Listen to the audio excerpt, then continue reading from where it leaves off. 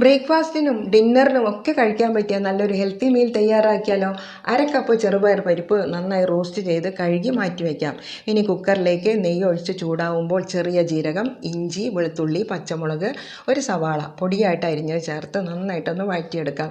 ഇനി ഇതിൻ്റെ കൂടെ ഒരു ചെറിയ തക്കാളി കൂടി കഷ്ണങ്ങളാക്കി ഇട്ട് കൊടുക്കാം. ഉപ്പും ഒരു നുള്ളു കായപ്പൊടിയും കൂടെ ചേർത്ത് ഇതുകൂടെ നന്നായിട്ട് വഴറ്റിയെടുക്കുന്നുണ്ട്. ഇനി അതിലേക്ക് എടുത്തു വെച്ച കപ്പ് ചെറുപയർ പരിപ്പും കപ്പ് ജീരകശാല അരിയുമാണ് ചേർത്ത് കൊടുക്കുന്നത്.